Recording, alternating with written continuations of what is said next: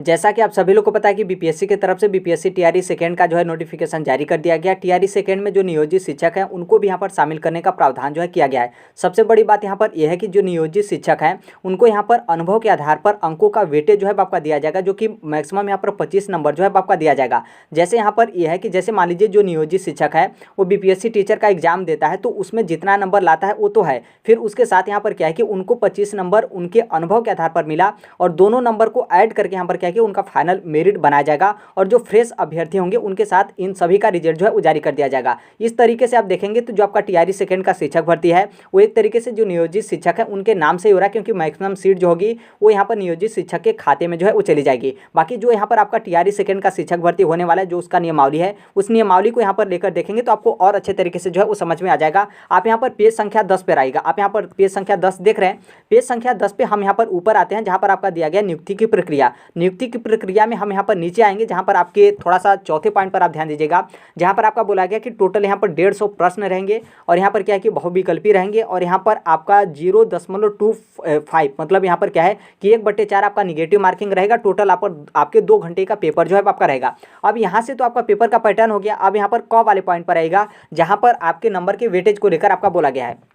क वाले पे देखेंगे जहां पर आपका बोला गया कि नियमित नियुक्ति किए जाने हेतु संविदा नियोजित कर्मियों को नियुक्ति की प्रक्रिया के लिए निम्नांकित अधिमानता मतलब वेटेज यहां पर जो है आपका दिया जाएगा। ख वाले पे आप आइएगा जहां पर आपका बोला गया कि संविदा के आधार पर पूर्व से नियोजित मतलब पूर्व से यहाँ पर क्या है कि नियोजित स्नातक शिक्षक। नियोजित स्नातक शिक्षक का मतलब यहाँ पर यह है कि 6 to 8 के बारे में जो है आपका बात किया जा रहा है। व्याख्याता द्वारा प्रति वर्ष संतोषजनक सेवा के लिए अधिकतम यहाँ पर क्या है कि 5 अंक प्रति वर्ष की दर से अधिकतम 25 अंकों की जो है आपका यहाँ पर अधिमानता मतलब वेटेज यहाँ पर देने का प्रावधान जो है आपका किया गया है। इसका मतलब यहाँ पर यह है कि जो नियोजित शिक्षक हैं उनको यहाँ पर प्रति वर्ष 1 साल का यहाँ पर क्या किया जाएगा कि उनको यहाँ पर 5 नंबर दिया जाएगा और मैक्सिमम इनको यहाँ पर क्या है कि 25 नंबर दिया जाएगा। 25 नंबर से अधिक इनको अंक जो है आपका नहीं दिया जाएगा। 5 नंबर 1 साल का और मैक्सिमम 25 नंबर। अब यहाँ पर नीचे थोड़ा आएगा, नीचे यहाँ पर आपका दिया गया है कि परीक्षा में न्यूनतम अर्हतांक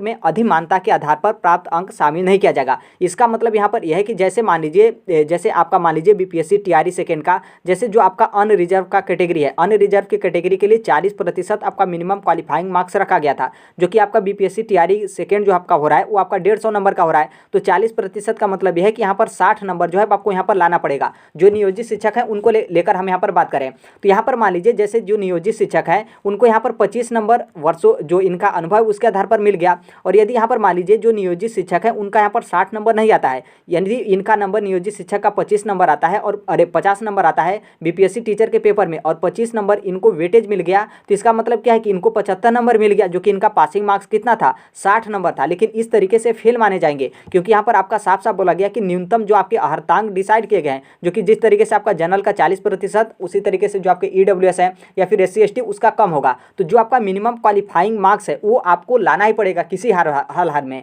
यदि आप वो नहीं ला पाते हैं तो यहाँ पर उसमें यहाँ पर क्या किया जाएगा कि ये जो आपका अंकों का वेटेज है उसको यहाँ पर शामिल करके आपको पास जो है वो नहीं किया जाएगा। आई होप यहाँ से जो है आप समझ गए होंगे। मतलब यहाँ पर क्या है कि जो आपका मिनिमम क्वालिफाइंग मार्क्स है वो तो आपको किसी हाल में लाना होगा। यदि आप नहीं लाते हैं तो बीपीएससी जो आपका टीआरई सेकंड है उसमें आप यहाँ पर फेल माने जाएंगे। यदि अब यहाँ पर मान लीजिए जैसे जो नियोजित टीचर है आपका 150 नंबर का पेपर हुआ, अन्य रिजर्व को लेकर बात करें 40% पासिंग मार्क्स है और यहाँ पर जो नियोजित टीचर है वो यहाँ पर 60 नंबर ला दिए और यहाँ पर 60 नंबर ला दिए, तो इसका मतलब यह है कि जो आपका फाइनल रिजल्ट है उसमें आपका 60 नंबर नहीं रहेगा, बल्कि ये जो आपका 25 नंबर मैक्सिमम जो आपका यहाँ पर मिला है आपके वर्षों के अनुभव के आधार पर जो वेटेज दिया गया है सरकार की तरफ से नियमावली में जो आपकी बातें मेंशन की गई है। अब यहाँ पर टोटल आप इन दोनों को ऐड करेंगे तो यहाँ पर 85 नंबर हो गया। मतलब जो फ्रेश नया अभ्यर्थी है वो यहाँ पर यदि 60 नंबर लाता है तो उसका 60 ही नंबर रहेगा, लेकिन जो नियोजित शिक्षक है वो यदि 60 नंबर लाते हैं तो इनका यहाँ पर 85 नंबर हो जाएगा। इस तरीके का आपका प्रावधान जो आपके उत्तर प्रदेश के शिक्षा मित्र होते हैं उनके साथ इस तरीके का जो है आपका किया जाता है। मतलब जो फ्रेश कैंडिडेट होते हैं उनके साथ शिक्षा मित्र बैठते हैं, लेकिन उनको भी यहाँ पर क्या होता है कि जो उनका अनुभव होता है अनुभव के आधार पर उनको 25 नंबर का मैक्सिमम यहाँ पर वेटेज जो है आपका दिया जाता है। तो उसी तरीके से बिहार का जो अब आपका टीआरई सेकंड है उसमें नियोजित शिक्षकों को इस तरीके का प्रावधान जो है आपका किया गया है। अब यहाँ पर देखिए सबसे बड़ी बात यहाँ पर यह है, नॉर्मल सी बात है, अब यहाँ से आपको समझ में आ गया होगा क्योंकि यहाँ पर देखिए जो फ्रेश कैंडिडेट है उनके साथ 1/4 का निगेटिव मार्किंग है। हालांकि जो नियोजित टीचर है उनके साथ भी यहाँ पर 1/4 का निगेटिव मार्किंग है, लेकिन ये जो आपका 25 नंबर मिल रहा है इस 25 नंबर में तो किसी भी तरीके का निगेटिव मार्किंग नहीं है, ये तो आपका फ्रेश है क्योंकि ये आपका नंबर ऐड किया जाएगा जो आपका अनुभव है उस अनुभव के आधार पर जो आपका गवर्नमेंट की तरफ से वेटेज आपका दिया गया है। अब यहाँ पर सबसे बड़ी बात यहाँ पर ये भी है कि जैसे बिहार सरकार की तरफ से अभी बोला गया था कि क्या है कि जो बिना एग्जाम के आप लोगों को राज्यकर्मी का दर्जा दिया जाएगा। यदि मान लीजिए टीआरई सेकेंड के पहले, क्योंकि टीआरई सेकेंड उतना समय भी नहीं है, 1-2 दिन में आपका यहाँ पर क्लियर हो जाएगा, क्योंकि 3 नवंबर से यहाँ पर क्या हो रहा है कि बीपीएससी टीआरई सेकेंड का फॉर्म जो है आपका सबमिट किया जा रहा है। यदि मान लीजिए 2 नवंबर को आपका चल रहा है कि जो 2 नवंबर है, 2 नवंबर को जो जितने भी बिहार में नियोजित शिक्षक हैं उन